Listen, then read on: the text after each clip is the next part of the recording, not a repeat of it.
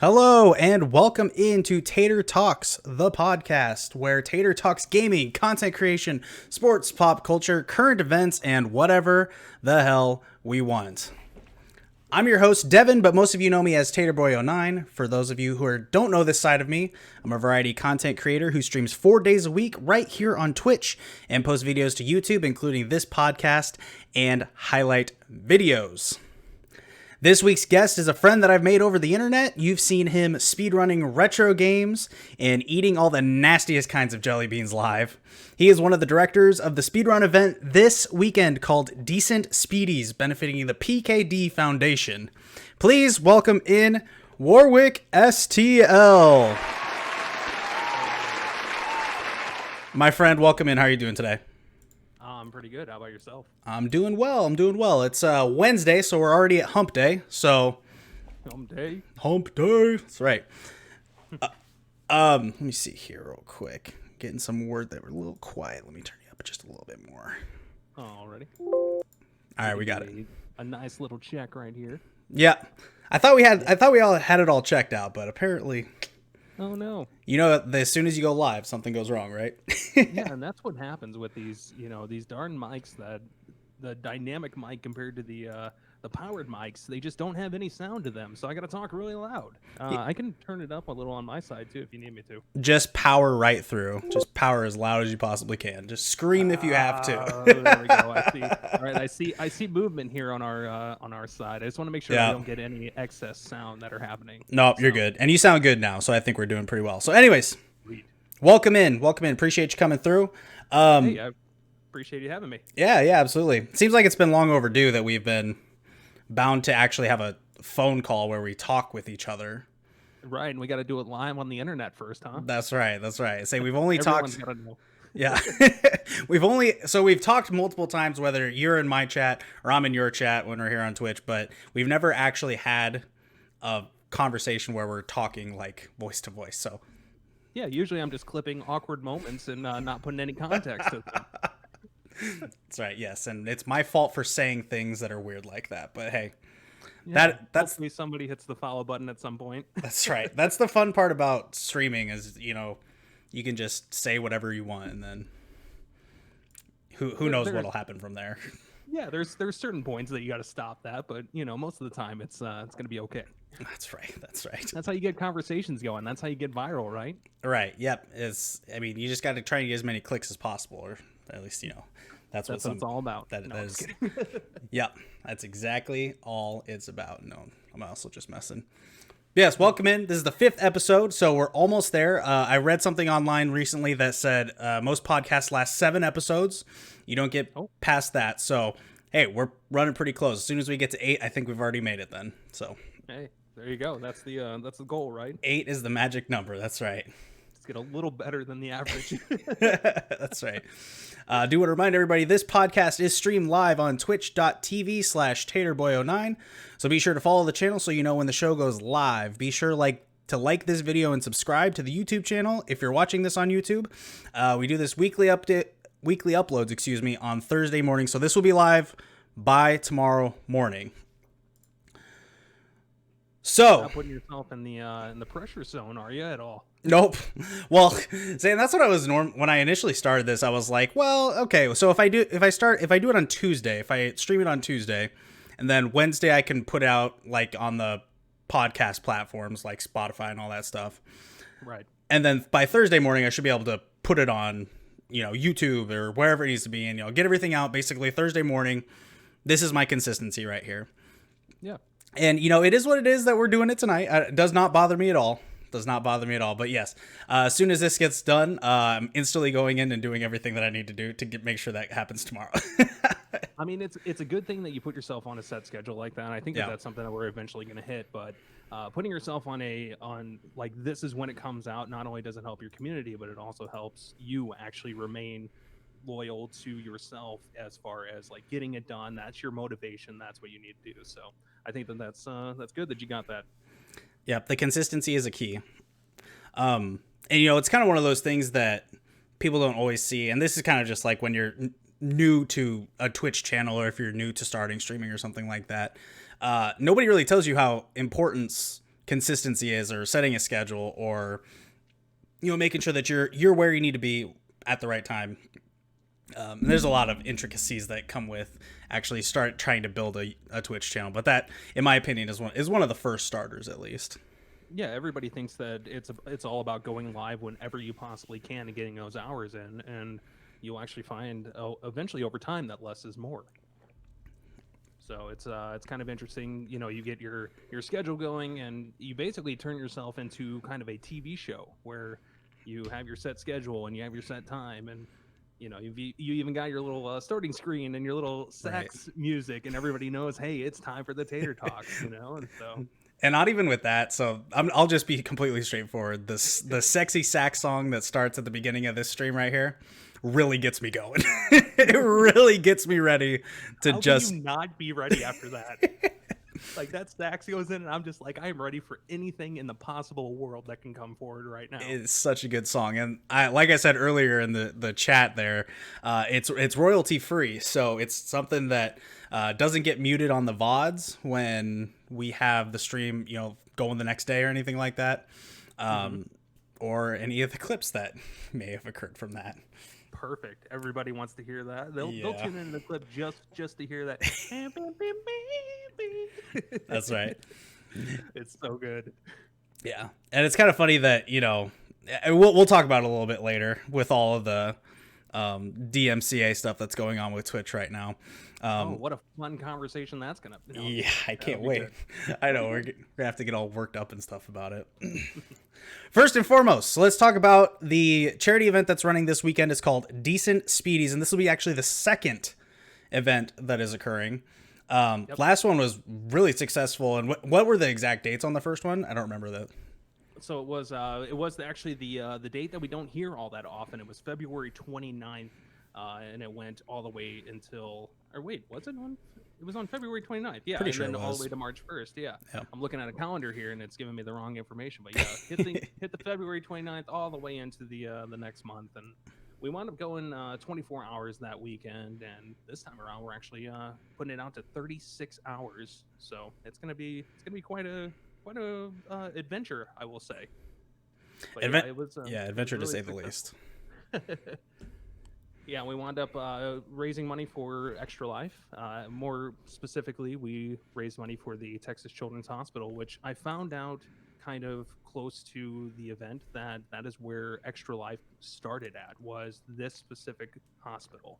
And so it made it that much more special, and we wound up raising over $500 on the weekend. So it was really cool. Yeah, and it was really good, and it wasn't 24 consistent hours, but it was still over the course of 2 days.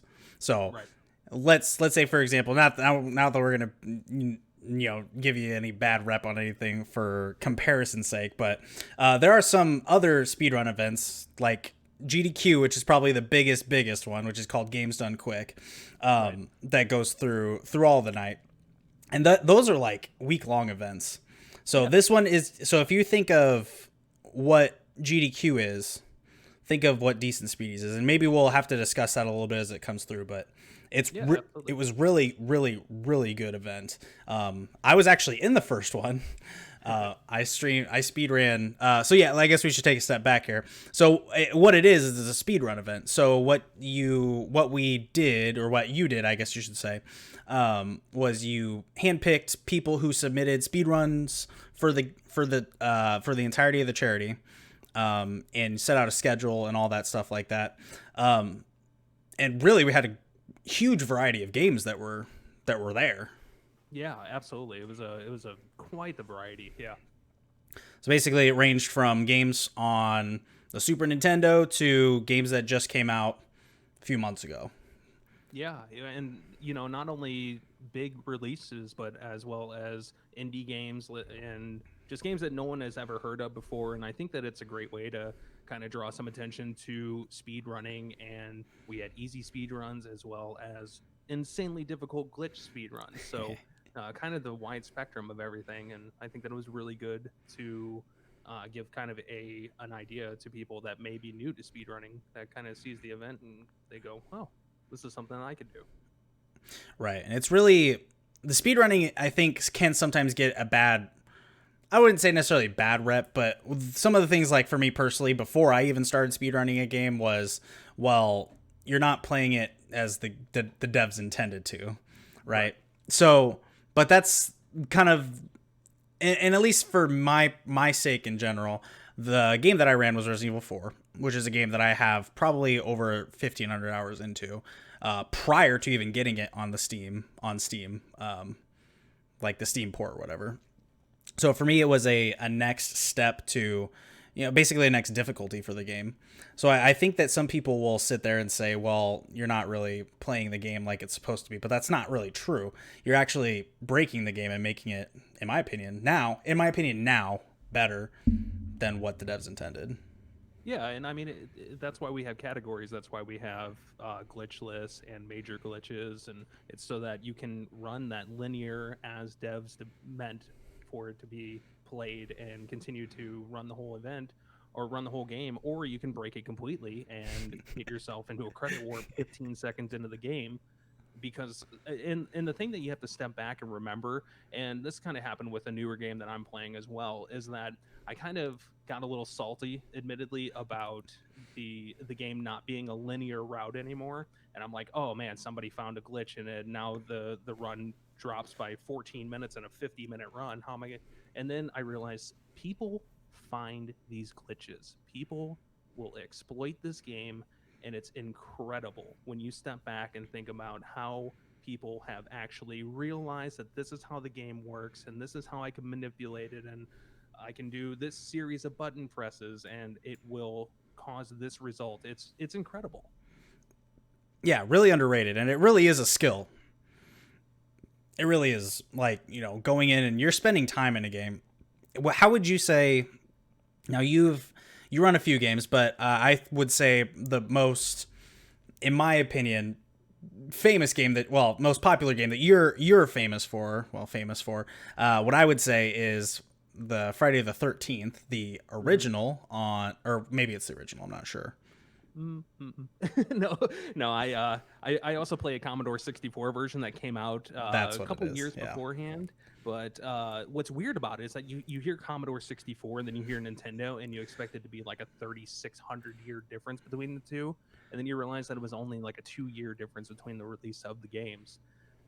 But yeah, Friday the 13th on Nintendo That's what it is. is definitely probably yeah what I've ran the most, and it's the first speed run that I ever did, and I saw the 3-minute time on it, and I'm like, hey, that's not too much time out of my day. I'm not going to waste too much time on this, right? Right, and well, that's what I was going to bring up, was that, so the average time, or what's the record for that game now? It is 2:53, 2 minutes and 53 seconds. So we're thinking about roughly 3 minutes. So that's exactly for finishing a run and making sure that everything's good. Like, I think there's a way you have to restart it right at the beginning so that it makes it so that something happens, right? Yeah, so you're looking for a spawn point, and then Yeah. there's a couple of different criteria that you're looking for, but yeah. So how much time do you think you've actually spent on that game in total? More than I want to admit. So I started it off, and I actually probably took a little different approach, and I think that it actually helped me throughout the game, because I also do what is called no reset runs, which is actually a channel points thing that I do now, and it allows me to actually like play the whole game. I can't reset it even if I get the wrong spawn point. And I started the game and I played it. Now, most speedrunners are going to come into a game, they're going to look at the world record run, they're going to be like, okay, I have to do this exactly. But I approached it as, I'm going to play the game, I'm going to learn it, I'm going to realize the tips, and I'm able to explain it a lot better now. And if any like little variety happens, or any little thing goes wrong, I'm able to kind of counteract it rather than immediately pressing reset. And as far as much time as I put in on it, I think I'm at like 6,000 resets in the game, and it's at least 10 seconds each time that you play the game. I mean, I've probably got a couple hundred hours into it. I mean, it's nothing like crazy, like thousands of hours. The world record holder right now is at 20 something thousand resets, and I'm sure that they've put in thousands of hours into the game. I mean, they're just absolutely incredible at the game. And so to actually like be close to where they're at is kind of a privilege, really. Right. Yeah. No, it is absolutely, because it just proves into my point that where we're sitting at right now, where you're sitting right now, I should say, where you're at like 3 minutes and I was like 9 seconds. What's your PB? So I just hit 301 a couple of 301. weeks ago, Nice. and Congrats. yeah, it was actually a really cool experience because there's some days that you just have that feeling when you're going into speed running. You're like, something's gonna happen today. I don't think, and I even came in. I was like, I don't think it's gonna be a world record, but I have a feeling that I'm gonna get a PB today. And what was cool about it that I completely blanked about until somebody commented on it is that I posted it on Reddit, and I was like, hey, get into the stream because I got a good feeling about this. I'm going to hit a PB. And it's the first time I ever did anything like that. And of course, I hit it that day. And it was like, how the heck does something like that happen? But you just get that feeling and you can't explain it. So it's really cool. It is. I think that's true of a lot of things. So it just kind of points in the same thought process that maybe gaming is starting to become a norm. So like say if you're playing a sport or something like that, you get in the zone, right? Or you just have a feeling, you kind of get there, and it's kind of the same thing. Mm-hmm. It's like, hey, right now I feel it. I can feel something's happening. Get in here. And to post on Reddit, that's actually pretty awesome. Does that game have its own subreddit? No, I think it was on like speed running or something like that. Oh, okay. Or maybe it was even like Twitch stream. And you know what? It was Twitch streams because I've got my little like checklist before I go on, and there's some areas that I post in, and yeah, usually it's just like a quick, one line of what I'm going to be doing that day. And this one, I was just like, come on in, I'm gonna get a PB, like just check it out. And I don't know why, but it happened. I can feel it today. I can feel it. Yeah, I got that feeling. Got that feeling. It's the sax. The sax started playing in my heart, and I had that feeling. It just starts and it just can't stop. Right. Just starts and it can't stop. Well, I've done enough explaining of what Decent Speedy's meant to me, at least so far. As one of the directors, why don't I actually give you the reins here and go ahead and talk a little bit more about what Decent Speedy's 2 is going to look like, what it is, how it formed, the whole shebang. Go ahead and give me what happened from there. Yeah, so I think it was back in like January. I mean, I've had the idea for probably about a year now, and it was just one of those things that I started speedrunning. I'm pretty new to the scene actually. Like I've only done speedrunning for probably like 2 or 3 years, and I remember getting into it that TGH, which I think he's TGH_SR now on Twitch. Actually got me into speedrunning just by watching Legend of Zelda Link to the Past randomizers, just being absolutely incredible at these games and watching these speedruns. And I'm like, this is amazing. Like, I don't even know how I came across them on stream, but I was just like, speedrunning is really cool. I've got to get into this. I've got to find something. And I've always I've done bowling tournaments and things like that to raise money for foundations. And I mean, I've done, that's actually my background is bowling tournaments, and more specifically junior bowling tournaments where I've provided tens of thousands of dollars to scholarships and things like that. And I was like, how can I combine the two? How can I get this going? And so I've been part of Extra Life for a couple of years now, and I did the 24-hour stream, and it was one of the most fulfilling things ever, is to just like know that you're bringing attention to awesome foundations and raising money, and it all goes to them. And so I was like, how can I combine the two? And then I thought, well, let's do a speedrunning event. And of course, I'm like, let's do it live because I'm a fool that just wants to get in 2 feet first type of thing.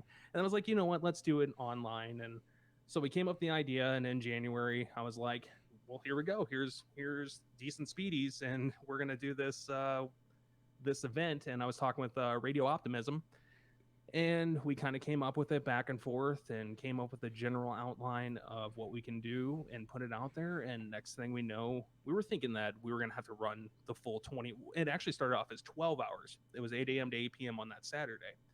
And I was like, we're going to have to learn 12 hours worth of games and just run them ourselves because no one's going to apply to this.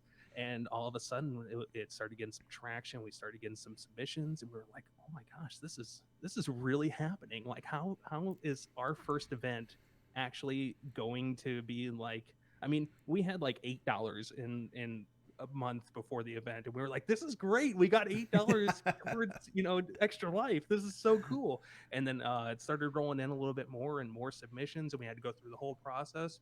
I watched every darn video that people submitted because I'm a fool and didn't put a cap on how many people could submit.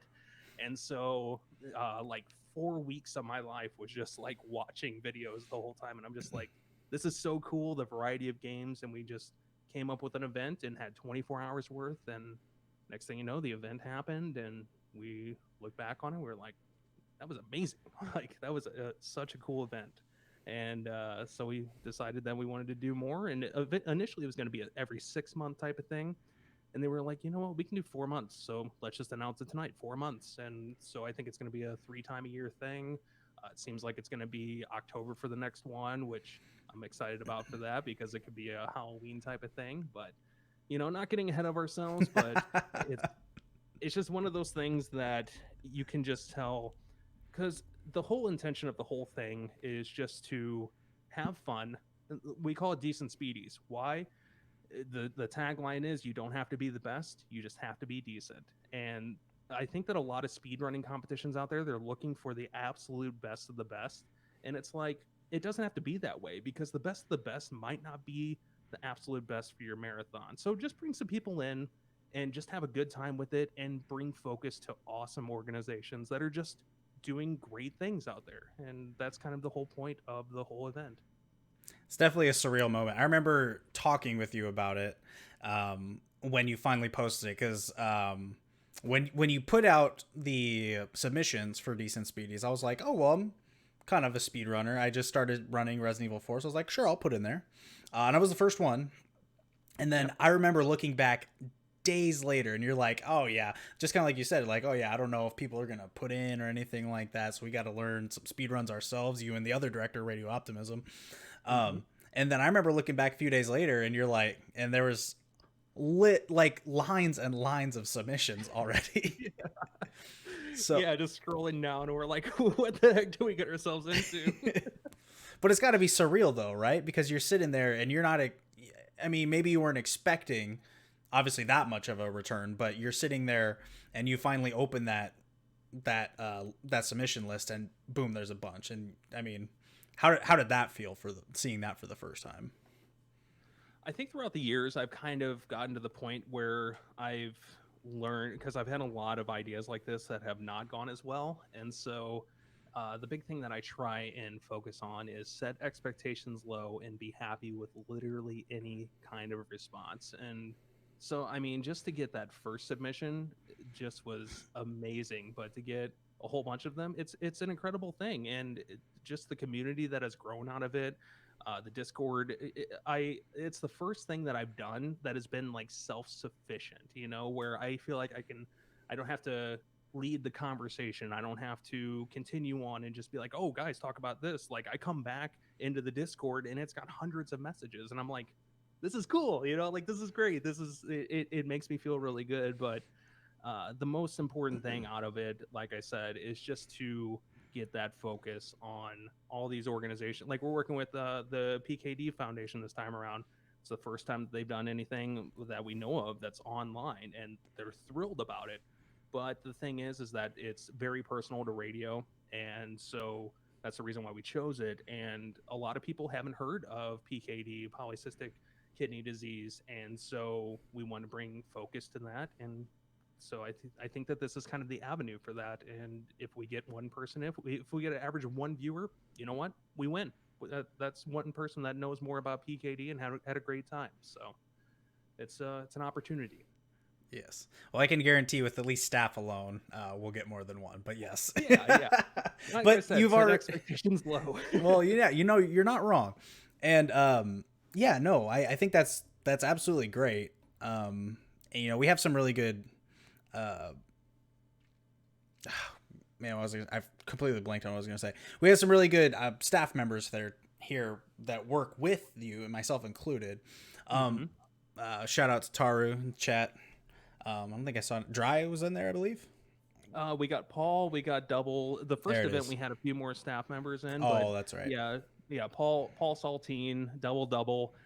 you, Tater, as well as Taru and Radio and myself are the staff of Decent Speedies, and let me tell you, it has been an absolute lifesaver to have a staff that I can actually like rely on and just feel like I can give them.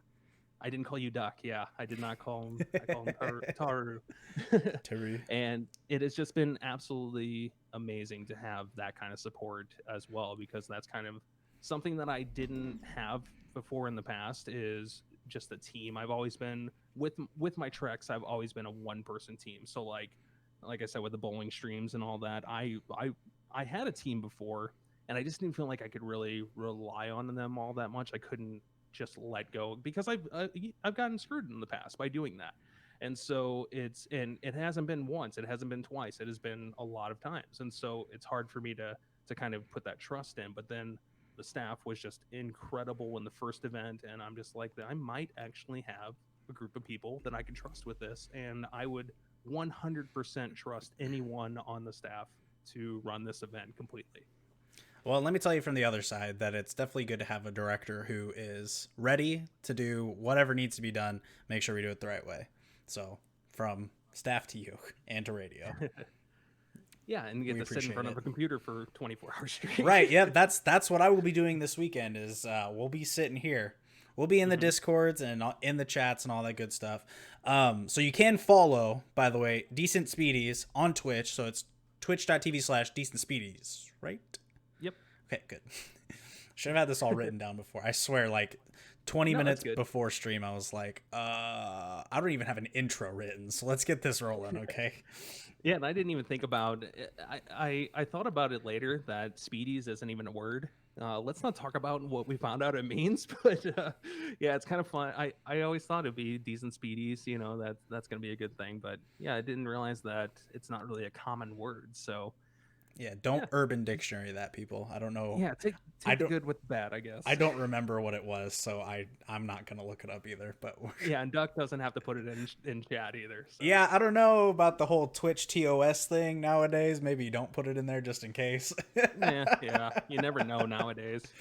Yeah, it's pretty nuts. It's pretty crazy. Like, oh, you're encouraging decency. I don't know about that one. Let's time you out for a few minutes. Yeah. Though everything like Twitch related has gotten pretty crazy lately. It really has. Yeah, I mean, the whole new thing that was recently was that there was some DMCA claims that were coming out, which basically means that if you're playing copywritten music on your stream and somebody clips it, because your VOD, which is what is like basically a replay of your stream that will be on Twitch for about 2 weeks, will have your music on there, but it'll mute it, so it doesn't, like, there's no copyright strikes that can be done. Clips don't do that. So recently there's been some streamers who have gotten caught with that, on that people have clipped their stream with music in it, and they've gotten in trouble. Yeah. So I've done a little bit more research on this, because I like to be informed, and I don't like to talk like I know everything, which I feel like I did a couple days ago. And I kind of preface it with, I'm new to this situation and everything. But it sounds like what has happened is when you have a VOD, it's muted. But if they clipped the part of the VOD, it would be muted. But if they clipped it live, it would not mute that VOD. Right. And so that's what everybody's been doing, is clearing out the clips. And basically what happened is they've written this bot that can check all your streams, and they're actually doing, it sounds like they have a company now that's doing it live, but they went through the majority of the streamers that got hit were people that averaged, I think, more than 10 viewers. And it sounds like they scanned all the clips, and they were looking for 5 different songs, I think it was, and that's what wound up getting the DMCA strikes. And so everybody's like going in and clearing out these years worth of clips for 5 different songs right now, which is, but the way that it was presented was, hey, if you're playing any music at all, delete everything, because you can get hit with a DMCA strike, and if you get 3 of them, you're done. And so I feel like the communication could have been a lot better with this whole thing, but at the same time, it does raise some awareness of using copyrighted material and the potential of what can happen. I mean, everything changes so quick nowadays, especially with streaming, and you never know what the rules are going to be from day to day. So I think that it's good that we brought some awareness to this, but I think at the same time the approach to it is a little far fetched and a little unclear. So it's been a tough road over the last few days. Yeah, and I think that sometimes things, well, a lot of this spread like wildfire on Twitter. Mm-hmm. Streamer Twitter went just nuts for minutes there, Oh and yeah. maybe over exaggerated just a little bit, and then started bringing out not necessarily false claims, but over exaggerated claims, I would say. Mm-hmm. So that would be one of the things that maybe it got a little bit overblown, but it is still a big deal, especially when the first person to really speak up about it, or maybe one of the first few people that got the claim, was a full-time streamer and a partner, and Mm-hmm. this was their whole livelihood, and they got 2 emails right away that said, hey, boom, boom, one more, you're done. And then Yeah. she had a huge like, what do I do? Like, do I just clip it? Do I just delete everything? But then I go to delete everything, and there's not a delete all button, so you have to do it like hand by hand, and it Yeah. just turned into a mess really fast. Yeah, and then even better, if you have a lot of clips on your stream, you can't go back more than a year, so you can't delete them. And from what it sounds like, because I've heard a lot of different perspectives on this, and it sounds like if you delete, it doesn't delete from the database. So you can delete a clip, but it can still exist. And I know that I actually hit a few on my personal channel that I noticed that some clips are playing some music, and I'm like, just to be safe, I'm going to delete Mm, these. And then I came back the next day and I'm like, I deleted this clip and it's still here, even after confirming that it was deleted. yikes. So just because you delete a clip doesn't mean that it's going to necessarily be deleted permanently. And especially like I don't have a ton of clips, and so I can't even imagine these full-time streamers with the clippable moment, because I mean I'm a retro gaming speedrunner. There's not going to be much to clip. Sure. And so and so all You these never people know. that are playing these clippable games and just getting, I mean, literally probably hundreds of clips per stream, and just to get that potential of, oh, this random clip from 3 years ago that played this half second of the song can get your channel completely banned. Like Hmm. not just like temporarily suspended, but completely like overnight gone. And it's a shame, really. Completely gone. Yeah, permaban from Twitch means you can't have any other accounts on there. It's just completely gone. Mm-hmm. Yeah, so it's kind of crazy. I don't know if it's something that, well, I know that it was the music companies that maybe got pushback. Something happened where I'm sure they contacted Twitch and was like, "Hey, this is your final warning. Like, get on this." It had to be Yeah. something like that, or it was just Twitch had been, just somebody, like, I don't know, maybe an intern at Twitch got the got the like an email, and they just like accidentally deleted it or something and didn't take it seriously. I have no idea. Yeah, I mean the issue is that let's face facts. It's 2020. Anybody can start a record company, and it's kind of a dying industry. I mean, there are successful record industries out there, but most of them it is kind of a lost art, and it's a thing of the past. And so they're trying to do anything that they possibly can. And by issuing the DMCA takedowns, though, like I haven't heard any legal action yet, but I just don't see how this is going to help progress anything in the future. And I mean, using another artist's song, and there, I understand both perspectives of things.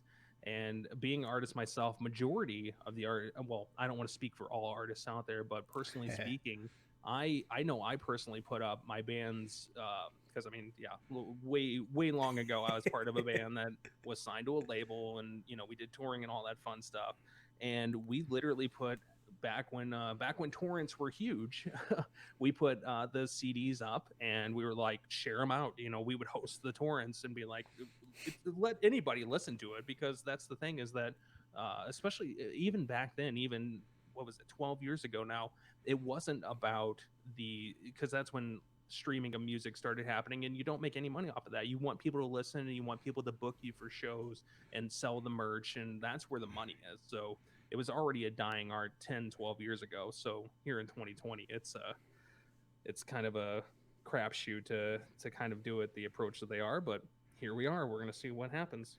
It's 2020, so you never know what's gonna freaking happen the rest of this year. Yeah, I mean, we've gone through like 6 months of hell right now. I don't even know, but How does this exist? yeah, I don't even know.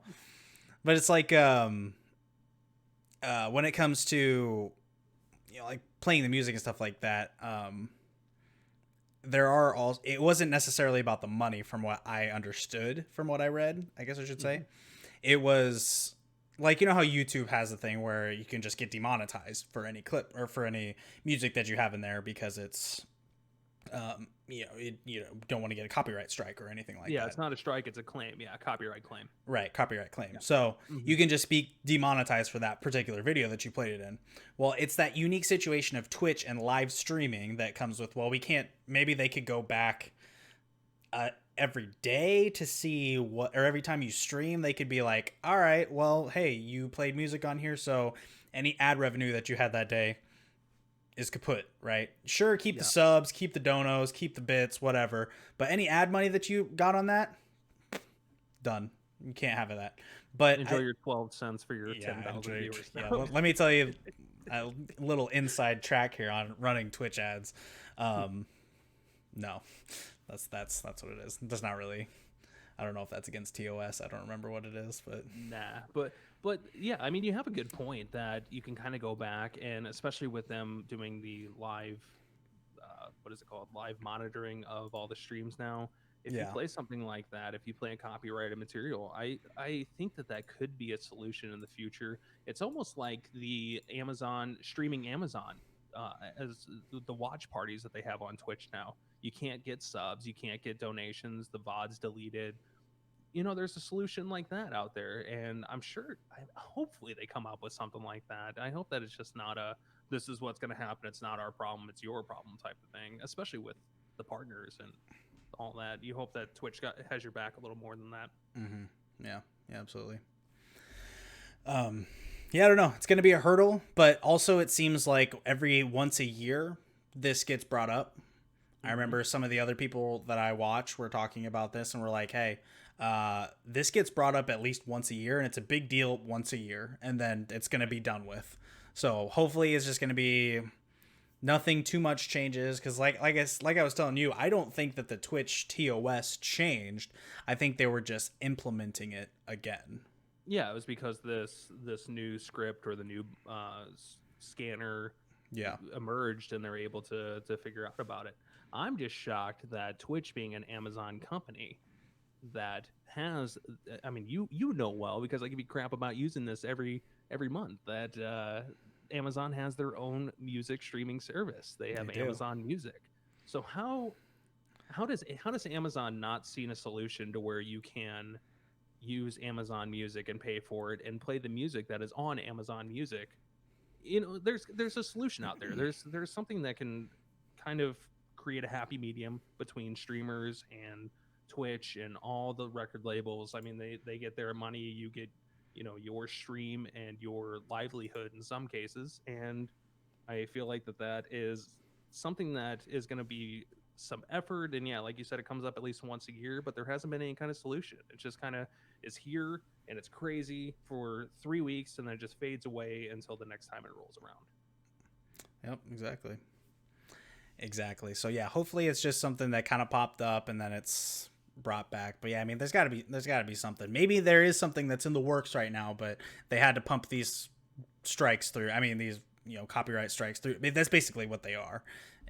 They had to pop those through first before they can get on to the next part. Who knows? Right. That's for corporate Twitch to decide and for us to contemplate on. Yep. And hopefully they communicate it a little better. Yes, that. Maybe stay on top of it too. All right. That's enough for me. I'll get off my soapbox here. I will say that watching you rage the other night was pretty funny. We'll have to pull that clip because that was just too funny.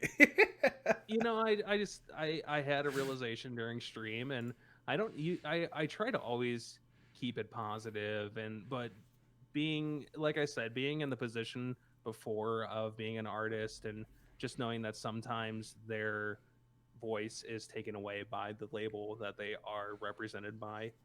It's just kind of a shame. And so I realized that happened, especially with watching some of these incredible music performers on stream and playing along with the tracks or making their own remixes live on some of this stuff. And then just knowing that their whole channel is, especially after, I mean, this is what really got me, was the fact that they just had Twitch on the the main page of Twitch. They had music and charity all featured, DJ sets and live music performances all going to charity. And then it turns out that here we are a month later, and if somebody clipped your performance on the main page, that's going to put your channel in jeopardy. Like, it just seemed really ironic and just kind of a slap in the face deal to me. So yeah, I had some emotion with it. Yeah. Rightfully so. I will also let you know right now, before we move on to the next section here, that they did add a new category to searching for people on Twitch. So there's following, which is the people that you follow. Then you can browse, and then there's a browse section. Then there's also esports. And they just added a music section. Oh, well, isn't that ironic? That gives the bot something to focus in on. Like shooting fish in a barrel, as they say. Right. I'll leave you with that thought. Yeah. Just want to remind everybody that the podcast is available on iTunes, Spotify, Google Play, Stitcher, and more for completely free. It costs $0 to listen to this podcast on your favorite website, and I have it listed on those. If you have any others that you'd like to add to, please let me know. I do want to give a few shout outs to everybody here in the Twitch channel as well. Thank you guys for hanging out. It's just first few names I see. I'm a UFO, Taru the Duck, Batty Princess, howdy, welcome in. Colby did ask here, shout out, what happens if you do make another account? I believe it will be based off IP address, which means that you would not be able to make any more accounts from your IP address, which is basically what your internet is based off of. It's an interesting thought. Yeah, it would be interesting because I know that I have not necessarily a Smurf account, but a holding account for a name I was working on at one point in time. So I don't think I would be able to go through that one if I did. But even if you were, you would still be starting over. Yeah. I mean, it's almost like the whole like breaking off into a different channel. But right. Yeah, I wonder if it would be by IP. That's something that I will. Me being the like stat nerd that I am, I'm gonna look into that and be like, what happens if somebody does try after getting banned? All of the spreadsheets that you go through, I'm sure. Yeah. Let's talk a little bit about starting a channel on Twitch. So I think we met each other. So there's a few different tiers on Twitch. Just starting out, you're just, a plain Jane streamer. And then once you get up to the next step, I think it's 50 followers, average 3 viewers, and at least stream 8 times a month. You go up to affiliate. And then the next step is partner, where you have to, it's kind of wishy-washy sometimes, but their basically requirements are have 75 viewers, 12 days a week, and then something else I can't remember. But that partner is basically where you get the check mark, you're verified on Twitch, and then most people would be sitting in that affiliate spot or moving towards that affiliate spot, kind of towards at the bottom. Do you remember the day or maybe the time when you thought, I can stream on Twitch, and then you started doing it? Yeah, so I feel like I kind of had a different perspective on streaming that most people do, because I told you right before we started that I've been live streaming since 2008, so I've got a little bit more time than most people in the game. And I actually started over on I think it was just live stream or something stupid like that. I've chat roulette, is that what it was called? Pretty much, like I've gone through more site deaths and streaming platform deaths than a majority of people out there, because I mean, I would find all these new, because back then it didn't exist. You had to figure out a way to live stream to this place. And I know Facebook memories are amazing because I post links on there and they come up like in my yearly, like, this happened 10 years ago. And I was like, look at this site that's dead now. Like, this doesn't even exist anymore.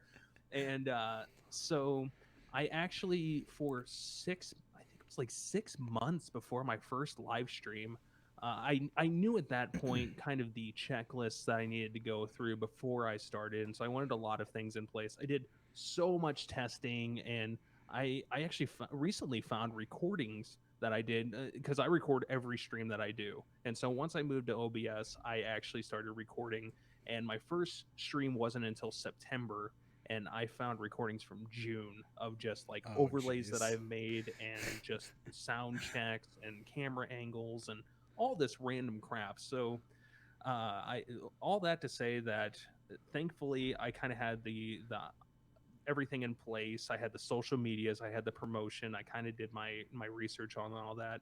And the progress from I want to say that I got like 15 or 20 followers my first stream because I was actually able to like get in and promote it.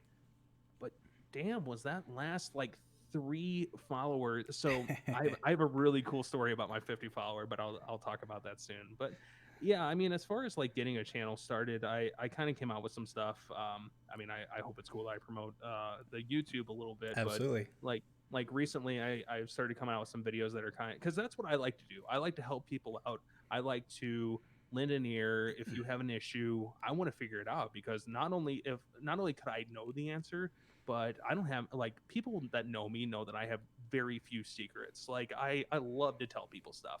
And if I find something out, this is how I did it. And if I don't know it, I'm going to figure it out, and then I'll get back to you so that I know for the next person that asks me. And so yeah, it's one of those things that you want to kind of get your ducks in a row, get things, get your social medias, get your promotion skills, know where to promote, know where not to promote. And it's just it's a learning experience, and that's why they have the couple different tiers, is because you're going to learn that when you first start, this is going to work, this is not what's going to work, and then you hit that affiliate, and then it takes a long time to get from, well, for most people it'll take a long time to get from affiliate to partner, if it ever gets there. So Yeah. it's just knowing what you need to do and kind of keeping up with things and figuring out what works and what doesn't work. Right. I think with a lot of I think with a lot of like how it progresses is pretty good. Luckily for you, this was not the case for me. You had some mindset in place, right? You had, Right. like you just said, you had the socials, you had this, you know, you had some, maybe they're just like IRL friends that like, or maybe family members that made an account for you, well, whatever it may be, right? Um, for me, it was a very steep learning curve. I don't know Yeah. if you know this, but I started out streaming. I think my first time ever streaming was January 1 of 2015. Mm-hmm. I'd have to look back. So we've been doing this a long time. But the whole reason that I even had a Twitch was for one reason only, and that was for League of Legends streamers. There you go. I hate telling people this because it's so embarrassing. But I remember that the first stream I ever had was on my old laptop, which it was a good laptop at the time because I had just bought it brand new. Mm-hmm. But I just used the webcam off that. I just downloaded OBS, added what I needed to add, didn't do any promoting, didn't do any sort of marketing, any sort of anything at all to get out there. And it wasn't until 2018 where I didn't realize that I actually needed to put some effort into this before people would come in. So it's definitely it's definitely a steep learning curve. And I give credit to the people who kind of thought through that first and foremost. Was like, hey, granted, it's a little bit, I wouldn't want to say easier now, but it's a little bit more prominent now because you can just see everybody's stream. You're like, oh, you know, I want mine to be like Dr. Disrespect, or, you know, I want mine to be just like Tyler One, you know, I mean, just people that you can figure out where you want your stream to be. And then there are endless amount of YouTube videos, tutorials, Reddit forums, anything Mm-hmm. that can tell you exactly what you need to do. So I give people credit that kind of had that, I would say, like patient starting points is what I should say. Yeah, and I mean the good and the bad about that is that there are so many I rant about this a lot, but there's so many top 10 lists out there that are just the default like new streamer Yeah. top 10 lists that are Yeah. so bad that you can't, like, you can't start it off with that. And going back to the 2015, the your first stream and just off your laptop, my first stream was using two $8 webcams from Micro Center and a little like $2 plug-in microphone. But those are where we came from, and so if we didn't have that, we wouldn't have this. So Yeah. instead of looking back on it and being like, oh, I cringe thinking about that, just know that that's where you started from, and look at your progression, and you have the story now, and you have this is how I learned, and this is the things that I know now that I can tell you. And so instead of like making it a bad thing and looking back on it, think like this is actually something that's helpful to somebody, and they can listen to this later and go, oh wow, that's where they came from. Well, that's really cool. Look at where they're at now. And the so it gives them an idea of the progression. Yeah, it was 5 years ago. Yeah, it was 12 years ago. But the thing is that it's available to look back on and see. And just even looking over the live streams that I found even over the last 3 years, I'm just like blown away by the difference between back then and now.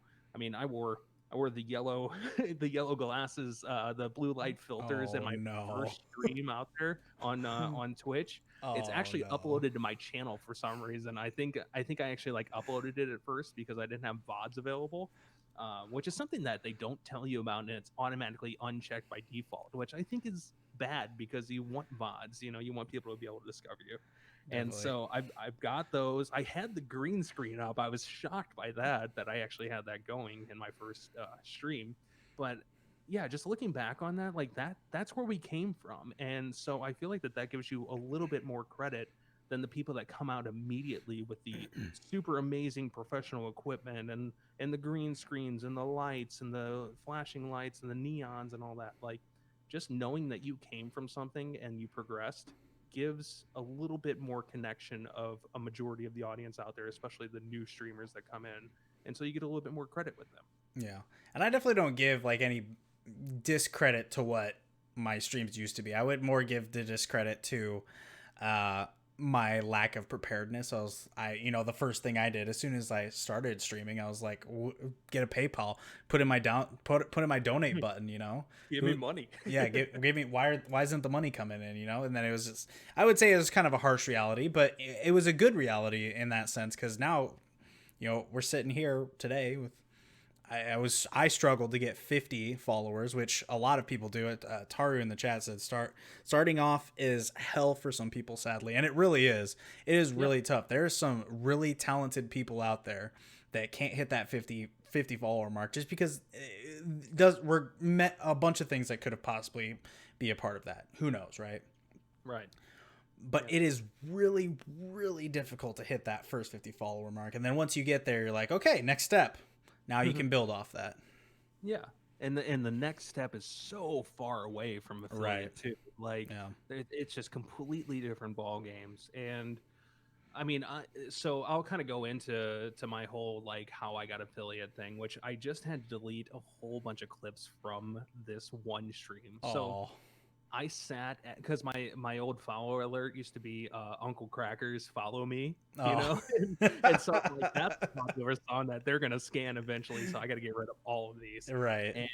And so I sat at mid 40s for in followers for months. I mean, like I said, the first 15, 20 was real quick, but to get to that 50 was just incredibly tough. And so what I wound up doing was I was playing Friday the 13th, the game. That was the new one, like the newer one. That was my main for probably like 9 months. And I decided, okay, here's what I'm going to do. I'm going to start doing giveaways. And so I would buy like the $2 packs of costumes for in game, and I would say in chat or in my title, like, I'm giving away costume packs. Like, here we go. And one of my regulars was like, why aren't you telling the people in the lobby that you have a thing going, that you have a contest going right now? So I was like, okay, yeah, like I guess that's a pretty good idea. And like I had the whole like .ttv in my and all Sure. and so I think it was like the third game that I was like, because in that game you get matched up with a random lobby and you could talk for a little bit. It's a proximity talk like when you're in game, but beforehand the whole lobby can talk to each other. And I was like, hey, I got this contest going. If you guys want to stop by after the game, you can enter in. All you have to do is do the like I think you type Jason in chat and you were qualified.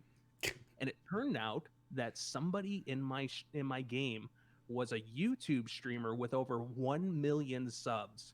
And Oh, so I'm jeez. sitting at 45 followers, I think it was, and all of a sudden my number goes up and I like my follow alert just starts going. I'm like, what the heck is happening? And everybody is speaking Portuguese in my chat. And it wound up being that he's like, okay, screw it, go on over there, enter his contest. And all of a sudden I want to say that by the end of that stream I had 150 follows. And I was like, this is freaking incredible. Like one of my number one clips is, which I still don't know to this day what it means, but they really wanted me to say this one phrase. And I said it, because I was going for affiliate. And I was Right, like, this is sure. going to be a clippable. It's all about those clippable moments, Right, exactly. And it's still like one of the higher up clips in my chat. So everybody got it was like they asked me to jump and I jumped and they all clapped and was really happy. And so but it wound up being a really cool experience because not only did they come in and like support me in that stream, but I actually went to his stream because he was streaming on YouTube. And I went in there and I talked with them using Google Translate for probably about 2 hours, and they were just so thrilled that I actually like took the time to come in and say thank you to them and was using Google Translate to go back and forth. And so it was just one of those opportunities it's all about that one big host. Like It not is. obviously, but like not literally, but that's kind of one thing that I say is like it's all about that one big host. It's all about those moments in stream. Those are the things that you remember. So I'm going to remember that for the rest of my streaming career, that is how I hit affiliate. And so just take those moments and try and make them as positive of an experience as possible. And you never know what you're going to find, and you never know what's going to get clipped. That's right. That's right. And yeah, Decent Speedies did get a big host that right as we Yeah, were we did. starting one of the games. Remember that? Yeah, Speedrun Hype just they're one of the bigger speedrunning channels. Speedrun Hype TV is one of the bigger like speedrunning channels on Twitch, and they're 24/7, and they always have some really cool runs going on, and they really appreciate charity streams, and so we kind of got on their radar somehow, and yeah, Yeah. first event out, and we got like a 150-person host from them, so That's right. that was really cool. Yeah. And But it is moments like those that, we'll remember. So like if you watch, let's say, like a big streamer and they get like $1,000 donation, right, or something like that, or they get like 100 gifted subs, something super crazy like that. I would say moments like those are probably, I wouldn't even say comparable to getting, say, 200-person raid or 100 follows in one night. I would say that those probably aren't even comparable because as for someone who's a little bit smaller of a streamer, like both of us would be, we don't get that, we don't right. we don't get that as often, so it's one of those things that you like completely remember. Like sure, maybe a big streamer will remember $1,000 donation, sure, or whatever, a bunch of gifted subs, stuff like that, but you will never forget the day that you were in the mid 40s, however many streams you possibly had to get to there, and then you finally hit that mark. But not only hitting that mark of 50, but going past it and running way far past it. So it's, I would say that there's no other feeling like it, personally. Yeah. I mean, it just reminds me of just some of the streamers that I've seen that I've joined them early in their streaming career, and then you get to see them progress, and you see, That's right. like I said, that one big host. But it's not the one big host though, but it's getting on people's radar and expanding and growing, and the average goes up, and you see like the community start to form and bond, and all these new people come in, and then all of a sudden it's like they went from, all right, I'm a five average viewer all of a sudden they've got the numbers for partner, and then they get to share with their community that they got partnered. And it's a really cool progression to be able to be part of something like that. And I've gotten to experience that a few times. So you see those clips, not clips, the screenshots from the big host or the big average, more so than you see like, oh, I got a big tip today, like Right. in my timeline on Twitter, I see a lot of, this was an amazing stream, thank you all for supporting, and thank you so much to so and so for trusting their community with me. And so it's actually a really beautiful thing to see that. And just and that's actually another thing that's been happening with a lot with Twitch lately, is that you kind of see the real colors of people, like the real side of people when they get hosts and stuff. And there's been some really negative reactions lately with some raids and some hosts and things like that. And it's just like, wow. Wow, this is how you're gonna welcome somebody else's community. Like, I remember there was one clip that I saw that was like, "Oh, you're dumping your community on me," or like that was literally the quote, and I'm like, "Oh my god!" What? Like, they just sent 500 people your way, and this is people that you can make like friends with, and you never know like who is in your stream, and you're gonna be like Right. that. Like, oh my gosh! So. Yeah, you just gotta take those moments and appreciate the little things, Yeah, no, that's pretty crazy. That's really, I haven't seen those. I mean, that is one of the other things I wanted to kind of talk about when it comes to Twitch, is that maybe you were told, maybe you had an idea at some point, but nobody ever probably sat there and said, hey,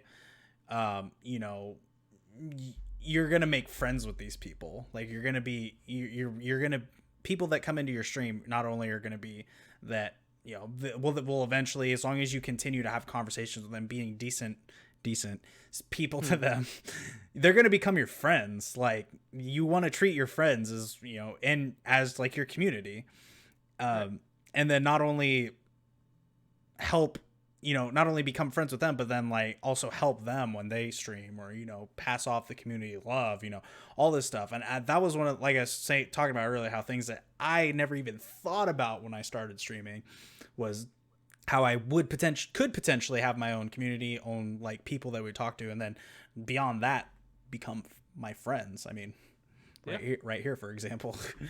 Yeah, it's unbelievable, like the connections and relationships that you make through something as silly. I mean, let's be honest, streaming is kind of a silly thing. Like, it really is. You go live and people watch you play the game, or they watch you talk, but yeah, that's literally the new age version of friendship. And I mean, some of the people that I trust the most are people that I literally have not met face to face ever in my life, and I would trust them to help me out in situations and be there as much as a IRL friend would be. That's right. Yeah, I think that's just becoming true with how much technology has advanced. Like, I mean, you can't have, everybody has a Discord now. Everybody has a Discord. You can talk to people. It's not even like just call somebody or something like that. But I wouldn't even say it's as much as that. I mean, constantly playing games with people. And if you're playing games with people, then you have to be in some sort of game chat. You can have your own Discord, and then not only with Discord or talking to people, you can be chatting all day, because you can open text channels and stuff like that. I mean, there's just, the forms of communication have just gone beyond the realm of thought process at any point in time. And pretty much with everything that's going on right now, I mean, majority of your friendships are going to be the same exact, talking online and not having that physical face to face, because of not being able to go out, and the potential of, all these restaurants are closed, or all these restaurants are at no capacity. And you literally, I know the thing that I miss the most in life right now is just going to a dive bar with friends, a happy hour, and just getting to hang out and have fun, and just be with friends, and have opportunities like that. And so, yeah, it's pretty much an online world that we have. Well, isn't Texas fully open now, or are they? Texas was one of the first states to be like, "Yo, we're opening up. We don't care about virus." You remember how you didn't want me to talk about bad things on stream? I'll plead the fifth on this. Oh my goodness.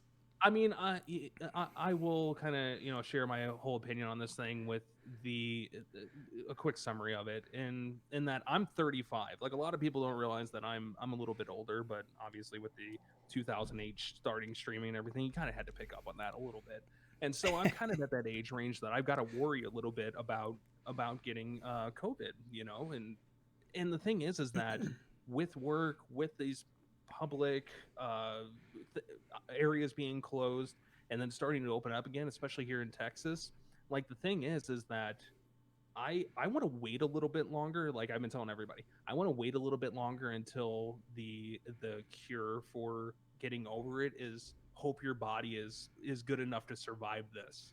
Like, that's literally where we're at right now. Hopefully you survive. Good luck. Like, and then you get over it, and everybody GG's in the chat for you because you somehow survived. But yeah, it's just I don't think that I'm anywhere close to reintroducing myself back into like any kind of society on a normal day-to-day basis. And I mean, it does tear me up a little bit because, like I said, I love my dive bars, and Texas has a lot of dive bars, so I feel like it, and I just moved here 8 months ago. God, it's been 8 months. Wow.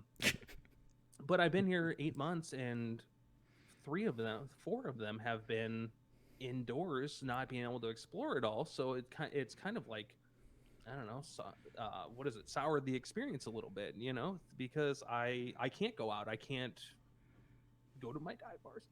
But yeah, and it's just so weird how our day-to-day life has changed, and it has turned into an online method. And I've learned a lot of things, and I've learned a lot of things about myself, and I've learned a lot of things about like working from home. And so I think that it's been good overall because it's unlocked a lot of new skills, and it's freshened up a lot of new things that I've probably forgotten about. But yeah, it's just I just have no idea where we're at. It's almost like DMCAing my whole life. I have no idea where we're going to be at. Brought it full around in a full circle. I love it. It's hard to bring up a good point, though, that, I hate to bring up COVID, but has shown that how close people can be on the internet. So yeah, it is really quite amazing how, I mean, people are Zoom calling each other. Zoom, I mean, if you invested in Zoom in February, hey, good job for you, because they're booming right now. But yeah, I mean, people are Zooming, people are talking in Discord. I mean, people are just you can FaceTime. There's also, well, I mean, just like if I don't have an iPhone, but I know that there's FaceTime with iPhones and stuff like that. So, I mean, there's so much technology that is out there. Who, at this point, I mean, we're gonna just start being, just insert me with the chip now. I don't care. Where's Elon at? I mean, it's kind of pushed forward to advancing the technological availability, especially when you think of the college professors and the teachers that were sent home with minimal resources, and now they have to teach online. And it even looks like I've heard that schools aren't even opening up until 2021, like the second semester. And so they all of a sudden overnight, and I even know, like, personally, work situation, they sent everybody home. And thank goodness I actually had a little bit of a setup and the ability to work from home and not have it be a rough transition. But majority of people out there that are able to thankfully still work, but they were kind of sent with those limited resources. What do I do? How do I set this up? How do I teach online? How do I continue to work and do my job as efficiently as I would in the office from home? And so it kind of pushed everybody and forced them to progress a little bit to that online workflow, online knowledge. And so I think that overall it kind of really progressed to the next step as far as working from home and working online, and what you can get accomplished not being at a physical location. It had to. People needed to. Businesses still need to run. Still need to pay people. The bills are still due at the end of the month. That's right. Yeah, that's right. Thankfully, not as many, but they still exist. They do still exist. Yes, that's true. That is true. To completely change topics, not that there's no reason to not discuss that. Right. I just wanted to bring up here, we're sitting at about an hour 10 minutes, so start to wrap this up a little bit here. I did want to bring up that my affiliate story is actually much less exciting than what yours was. But when I got affiliate, I was actually, just to show you how far I had come, I was actually streaming Fortnite for one of the very first times. And I don't remember how, but it was one of like my most successful streams in the last few months. And it was, I don't even know. I just got 50 followers then, and I couldn't believe it, because I was like, I hate this game. And it was a popular game at the time too. That was around the time when the whole Ninja and Drake thing came around. So it was a huge game at that time. So the fact that I got people in and then got people to follow, because I sucked at the game, was I mean, love it or hate it, it started a revolution. Maybe I should have just gone pro. Maybe I should have just kept sticking with it. And where could I have been now if I? I think you're about 15 years over the age of what you need to be to get started in that game. No. Oh man, we're hitting close to 20 in that case. Mm-hmm. No, I'm not.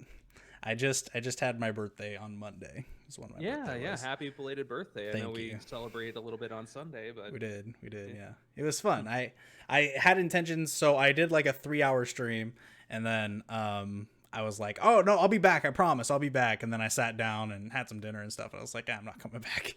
So that was my celebration of my birthday stream. But no, I turned 27. Taru, 27 is what I turned, so I still have to do the math every time, but hey. I remember turning 27. I was like, man, this is like the first year that like I didn't have anything to like look forward to, like, well, I guess 26 is kind of that way, 25 it's like, cheaper car insurance and I could rent a car, and then 26 hits and you're like, oh man, what do we got to celebrate? Yeah, that's when it all starts going downhill, but hey, that's okay. Yeah. It is what it is. Yeah, at least we're not 36.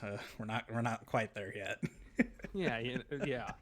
Those 36-year-olds. I got to give you a little bit of a hard time. We're not, after you get past age 24, it's like the next big grouping is like 25 to 40. So we're in the same age group basically. Yeah. I got to give you a hard time. Yeah, we'll call it that. All right. We're going to close this up here. Where can people find you? Twitter, Instagram, whatever. Call it out. Okay. Yeah, so I'm on WarwickSTL on Twitter and Facebook, Twitch, YouTube. For some reason, WarwickSTL was not available on Instagram, so it's Warwick_STL. I do retro speedrunning, retro gaming. I've actually started incorporating some newer games into speedrunning as well, and kind of going into the just chatting area. And you can find me on Twitch on Monday and Wednesdays, and then I release new videos. It's been trying to be on Friday mornings, but it has been one of those things where, especially with all that's going on right now in Decent Speedies and just the craziness that is life, I've been kind of randomly uploading, so I need to get back on that. But yeah, just Monday, Wednesday, Friday is basically the WarwickSTL days, and 6:30 p.m. Central Standard Time on Twitch. That's right. And most importantly, this weekend, starting at 8 a.m. Central Standard Time. 8 a.m. Central Standard Time, right? Yep. Okay, is when the Decent Speedies event starts. And I do have the Decent Speedies command still in my chat. Thank you, Taru. However, that is from the first one. So remind me I need to cancel that one so we can get the new one. This weekend, Saturday at 8 a.m. Central Standard Time, going the full length until Sunday at what, like 7 o'clock? What is it in? 8 p.m. A full well, it's actually going to extend out probably a little bit more than 36 hours, because I know last time we went live at like 7:30, and knowing me, we'll probably go to like probably 9 o'clock on Sunday. Sure. So yeah. That last day, that last like closing ceremonies, if you will, was really fun. Actually, it was a lot of fun. Oh, it's so cool. Like, to know that it's a very surreal moment to know that you got to that point, and then you know that it's over. It's almost like a vacation that you book out like 2 years in advance. Pretty much. And you're so excited for that vacation, and then it's over so quick, and you just look back and you're like, that was amazing. I want to do it again, you know? That's so right. That's right. All right. Well, yeah, make sure you follow that on Twitch, Twitter. There's all decent speedies, so make sure you follow it on there. I'll make sure to post some links in the Twitter when we get it, when I do actually get everything out. Yes, do please shout out Warwick. I believe that I have it set so that moderators only can shout him out. I appreciate you, Taru, though. the next head. Yeah, the next head mod on the channel here. Well, once again, thank you for coming on the show. Appreciate you. I'll make sure to get this all out tomorrow. So make sure, you can be out there, promote it, listen to it again if you want to, all the good stuff. Yeah. But I appreciate you. But yeah, I am TaterBoy09. You can follow me on all the socials as well at TaterBoy09. At Twitter, Instagram. I am on the YouTube as well, and that's where this will be. You can do !YT in chat to make sure you sub to that YouTube channel and hit the bell so you know when videos go live. I do also have there's a way that you can subscribe or like the show on all Spotify, iTunes, Google, whatever you listen to on. Make sure you go through and do that as well. I am also on Facebook at Tater Talks Podcast. And that's actually growing pretty rapidly. I'm pretty excited about that. I'm not gonna lie. I had a pretty good backing from a lot of my family and friends, so it's kind of a little bit warped. But hey, you gotta start. That's what you learned from live streaming. That's right. That's right. You gotta push through as much as you can. Talking about going full circle again. The complete and full circle. All right. Well, thank you for everybody in the chat here. I do appreciate you guys hanging out. I'm going to close it out here, but as always, the phrase or catchphrase on this channel is, any minute spent in this chat is a wasted minute. So I hope you had a good time tonight, wasting all of the time in the world. But for real, though, thank you guys for hanging out. Appreciate you. Warwick, once again, thank you for being on the show. Hope you have a good night as well. You can chill here in this thing for a minute. We'll do some closing thoughts. But yeah, sounds good. Hope you guys everybody has a good night. And this is Tater Boy signing off. Peace.